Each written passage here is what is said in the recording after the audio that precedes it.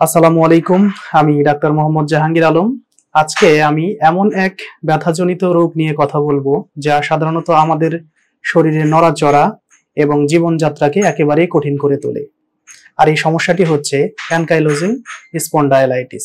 একই সাথে এই সমস্যার জন্য আকুপাংচার চিকিৎসা সেবা কতটা কার্যকরী এবং আকুপাংচার চিকিৎসা সেবার মাধ্যমে কিভাবে এই সমস্যা থেকে বের হয়ে আসা যায় সে নিয়েও বিস্তারিত আলোচনা করব। ভিডিওটি না টেনে সম্পূর্ণ দেখবেন এবং আপনার নিকটাত্মীয়, পাড়া প্রতিবেশী বা বন্ধু বান্ধবের মধ্যে শেয়ার করবেন যাতে সকলেই উপকৃত হয়। চলুন তবে মূল আলোচনায় আসি। অ্যানকাইলোজিং স্পন্ডাইলাইটিস এটি একটি দীর্ঘমেয়াদী প্রদাহজনিত রোগ যা সাধারণত আমাদের শরীরে HLA-B27 নামক এক ধরনের জিন থাকে। সেই জিন পজিটিভ থাকলে এই সমস্যাটি দেখা দিতে পারে।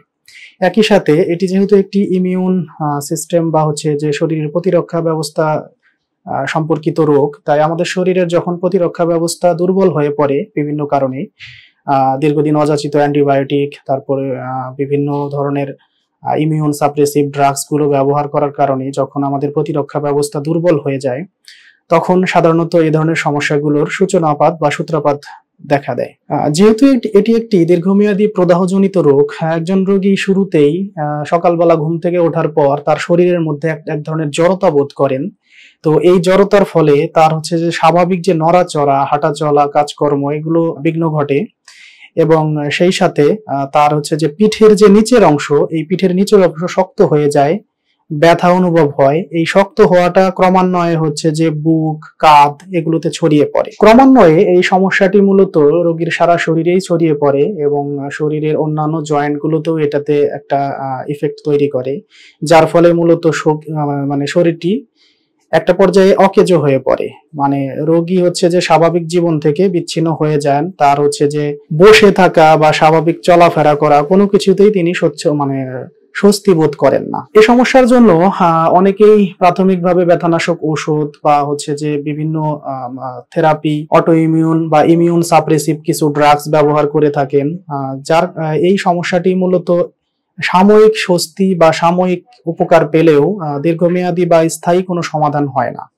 তো আকুপাংচার চিকিৎসা সেবা আসলে এখানে কিভাবে কাজ করে?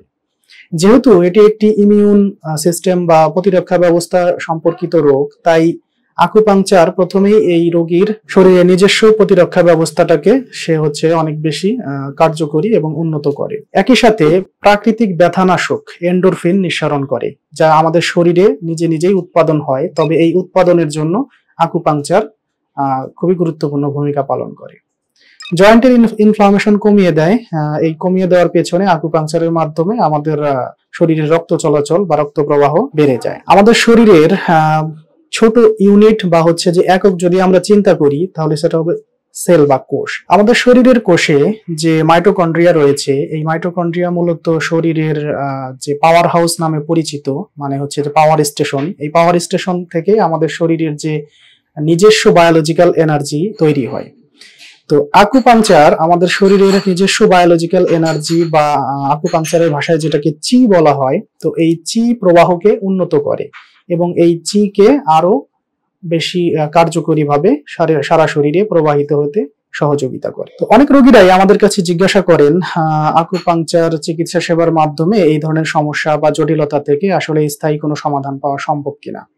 তো আমরা সার্বিকভাবে একজন রোগীর জন্য যখন একটা সম্পূর্ণ চিকিৎসা পদ্ধতি অনুসরণ করি, রোগীর হচ্ছে যে খাদ্যাভ্যাস, তার দৈনন্দিন জীবনযাপন, তার জন্য প্রয়োজনীয় ভিটামিন মিনারেল সাপ্লিমেন্ট এবং সেই সাথে আকুপাংচার, তো আশা করা যায় রোগীরা এই সমস্যা থেকে সম্পূর্ণ এবং হচ্ছে যে স্থায়ী একটা সমাধান পেতে পারেন। অনেক রোগীরাই জানতে চান সাধারণত কিরকম কতগুলো সেশন এখানে প্রয়োজন হয়। আসলে সেশনগুলো নির্ভর করে একজন রোগীর শারীরিক অবস্থা, তারপরে হচ্ছে তার রোগের তীব্রতা। এই অনুযায়ী আমরা প্রাথমিকভাবে 8 থেকে 12টি সেশনের জন্য পেশেন্টকে পরামর্শ দিয়ে থাকি। তবে একজন পেশেন্ট 2 থেকে 3টি সেশনের মধ্যেই তার শরীরের মধ্যে পরিবর্তন বুঝতে পারেন। পরবর্তীতে তার শরীরের উন্নতির জন্য সার্বিকভাবে সেশনগুলো কন্টিনিউ করা লাগতে পারে। আশা করি ভিডিওটি সম্পূর্ণ যারা দেখেছেন তারা এই অ্যানকাইলোজিং স্পন্ডাইলাইটিস সম্পর্কে একটা সম্যক ধারণা পেয়েছেন এবং এই সমস্যা থেকে উত্তরণের জন্য একটা কার্যকরী